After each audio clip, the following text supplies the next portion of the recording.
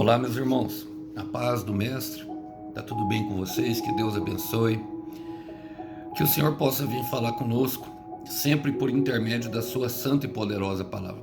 O texto hoje para nossa breve reflexão está no Evangelho de Jesus Cristo. Quero ler com vocês o capítulo 10 de João, e a partir do verso 22, diz assim: Era inverno e Jesus estava em Jerusalém, na celebração da festa da dedicação.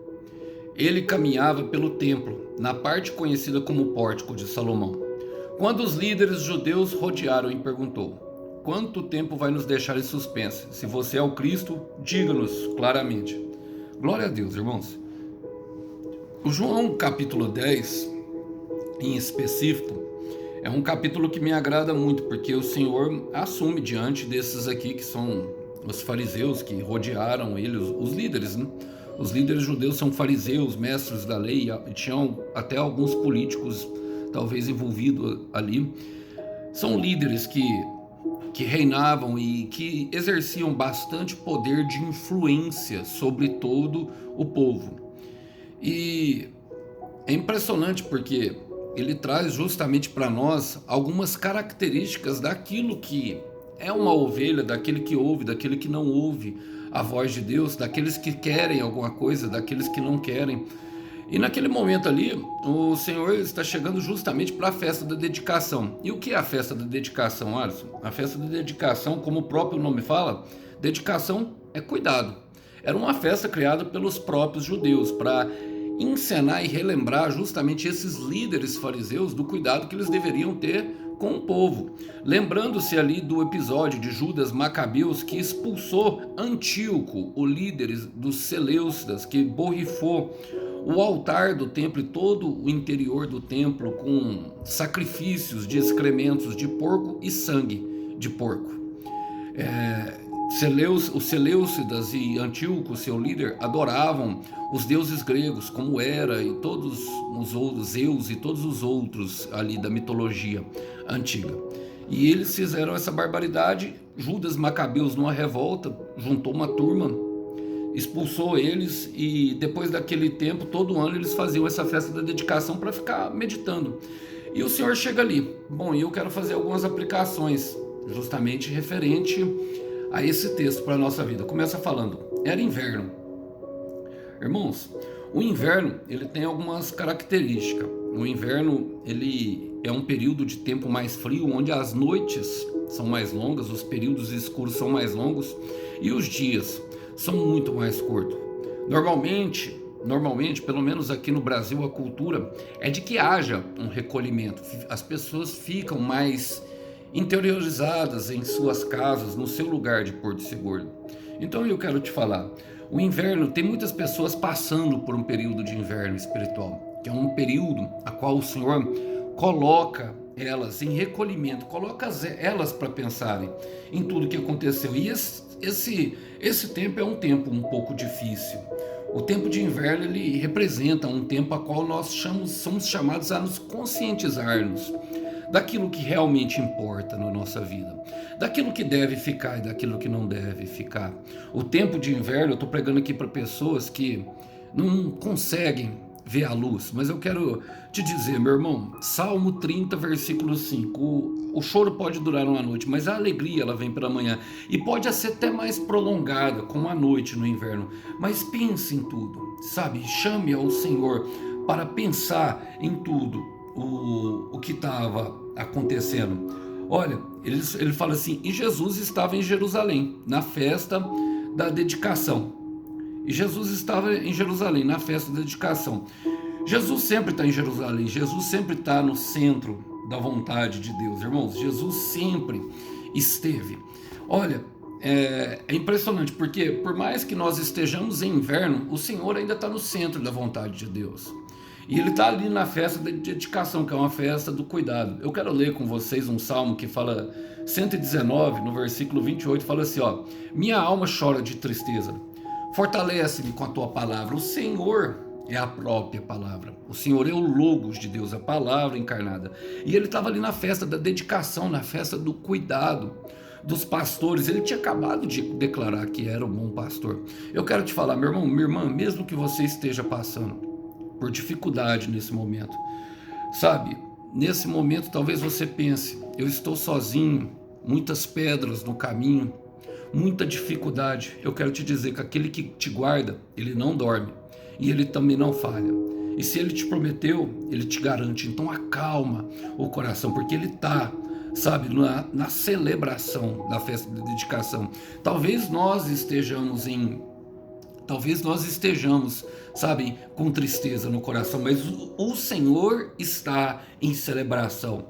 E fala, ele caminhava pelo templo. Eu gosto dessa parte porque, na verdade, está justamente falando de um passeio. É sem compromisso. Na versão Ferreira de Almeida fala, ele passeava pelo templo. Eu gosto dessa expressão, passeava, porque dava a entender de que ele não estava ali a trabalho. Mas o Senhor, até mesmo nos momentos dele de descanso, ele trabalha. E há algo que ele fala é algo que ele fala em João 14. Ele fala assim, ó, por que te perturbas o teu coração? Creia em mim e creia no meu Pai. Na casa do meu Pai tem várias moradas, porque o meu Pai trabalha até agora e eu também trabalho.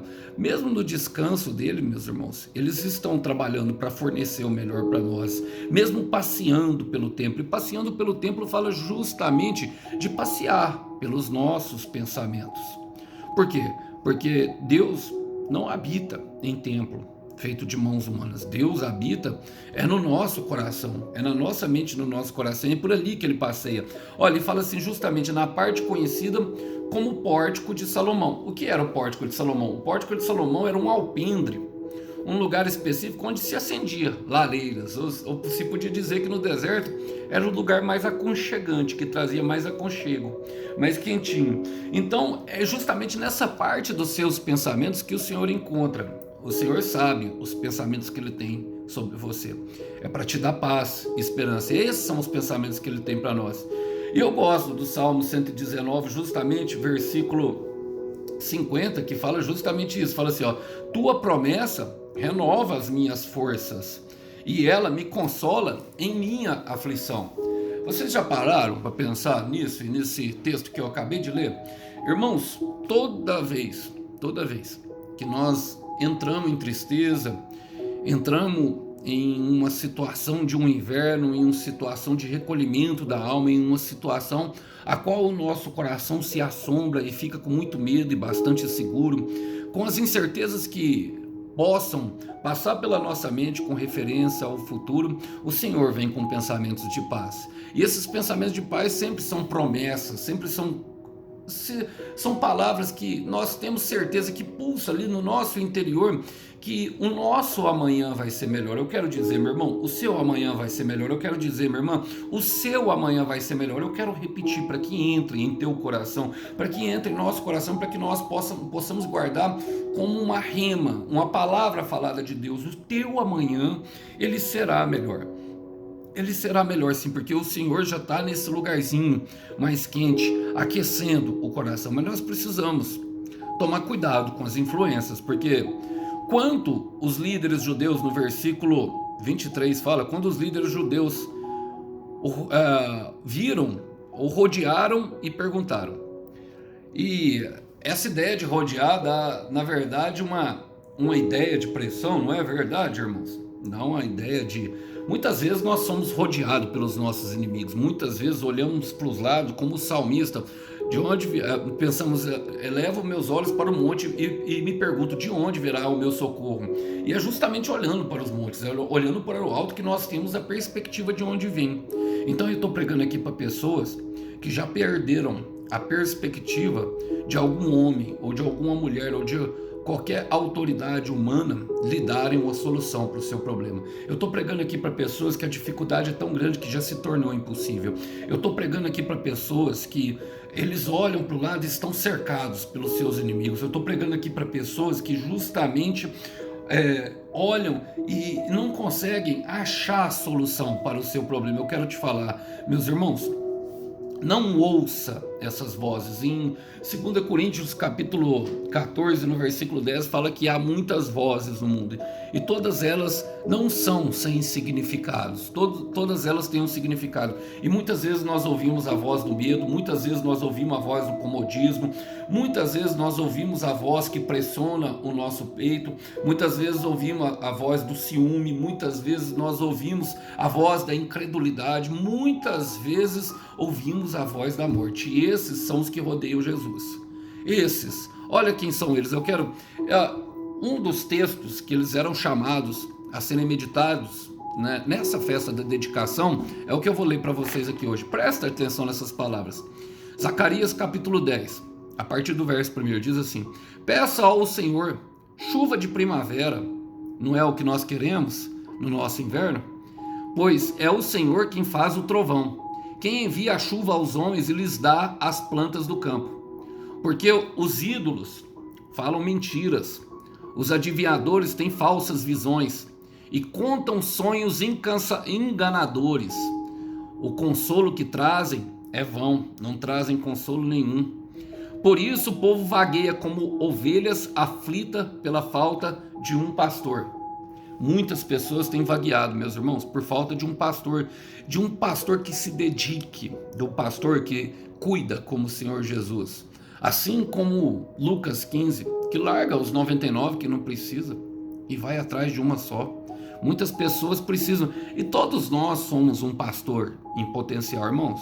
Isso não se dá ao que nós vemos hoje numa questão da esfera eclesiástica, que está muito mais para um título do que uma função.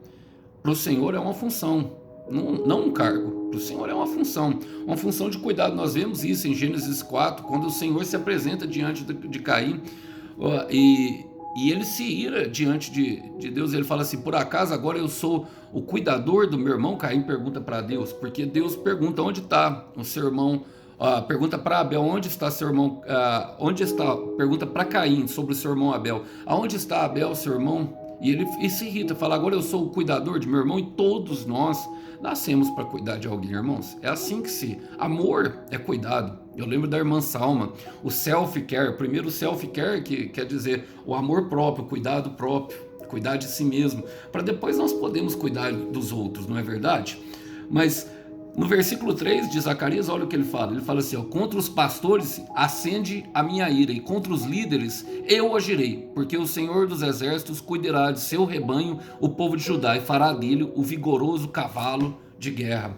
E é justamente isso que está acontecendo. É por isso que nós passamos pelos invernos, sabe? Contamos com pessoas que poderiam nos ajudar e na verdade não nos ajudaram, nos rodearam, sabe, com as suas crenças limitantes, nos rodearam, sabe, com suas crendices, com mentiras, com sonhos que não trazem consolação, com visões que eram mentirosas, e percebemos que era somente Jesus que poderia nos dar aquele alívio, não é verdade? E olha só o que eles falam: quanto tempo vai nos deixar em suspense? Irmãos, ficamos em suspense muitas vezes. Suspense fala de perplexo, fala de antônito, de sem saber o que fazer. Em suspense é sem saber o que virá depois. E muitas vezes o Senhor nos deixa assim em suspense, não é verdade? Com relação à promessa, com relação aos nossos inimigos, com relação a tudo que acontece na nossa vida. Eu estou pregando aqui para pessoas que não sabem o seu amanhã. Eu quero me compadecer de você, meu irmão, minha irmã. Eu também não sei, mas de uma coisa eu sei: eu já entreguei ele na mão do Todo-Poderoso, e faça o mesmo, porque entregue, sabe, a um Deus conhecido um futuro que é desconhecido, porque ele tem a capacidade de cuidar, porque somente ele viu e somente ele está lá. Então às vezes ele nos deixa perplexos, mas para aqueles que confiam nele, Paulo tem uma resposta que eu gosto, que dá de 2 Coríntios capítulo 4, versículo 8, que fala: de todos os lados nós somos pressionados por aflições, mas não esmagados, ficamos perplexos, mas não desesperados, somos perseguidos, mas não abandonados, somos derrubados, mas não destruídos. E ele fala no versículo 16, ele fala: por isso nunca desistimos. Ainda que meu exterior esteja morrendo, nosso interior está sendo renovado a cada dia, pois essas aflições pequenas e momentâneas, que agora enfrentamos, produz para nós uma glória que pesa mais que todas as angústias e durará para sempre. Está falando logicamente da nossa salvação, a maior promessa. Mas o Senhor se importa, meus irmãos, com os tempos de inverno que nós vivemos. O Senhor se importa com tudo mesmo ao nosso redor. Ele é o pastor verdadeiro. Ele dedica tempo integral para nós. Ele não falha, sabe? Ele não dorme, ele não mente e ele jamais deixa de cumprir uma promessa. Esse é o bom pastor. Esse é Jesus Cristo de Nazaré. Nele nós podemos confiar. Então nós não vamos ficar, sabe, desamparados, não vamos ficar aflitos, nós não vamos ficar totalmente abandonados, mesmo que pareça. Você não está sozinho, meu irmão, você não está sozinha. Às vezes é necessário perder para ganhar, às vezes é necessário cair para aprender a se levantar, às vezes ele deixa porque ele confia em nós. E ele fala: se você é mesmo Cristo, diga-nos claramente. Bom, irmãos, eu tenho convicção e já sei que Deus é Deus na minha vida. Muitas pessoas precisam saber quem é Deus, quem é Cristo. Muitas pessoas precisam reconhecer, e talvez seja por isso o período de deserto, talvez seja por isso o período de inverno, talvez seja por isso o período de vale, talvez não. Eu tenho plena convicção, certamente é. Eu quero repetir, certamente é. É por isso que nós passamos pelo deserto. Em Oséias 13:5 ele fala: em terras muito secas eu te conheci.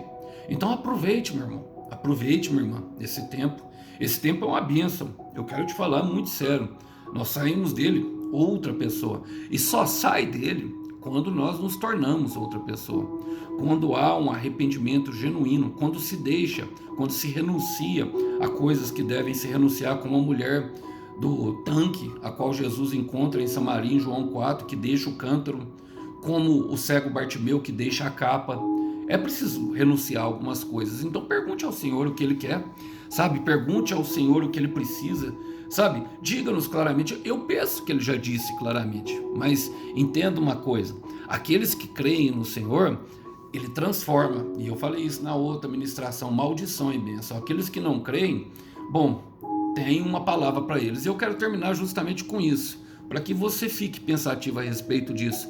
Maria, no cântico dela, no Magnificar, que é chamado em Lucas, o cântico de Maria, Magnificar, Lucas 1, a partir do verso 46, é muito bonito essa oração que ela fala, é um louvor que ela expressa a Deus, mas eu quero ler com vocês a partir do verso 50 e terminar.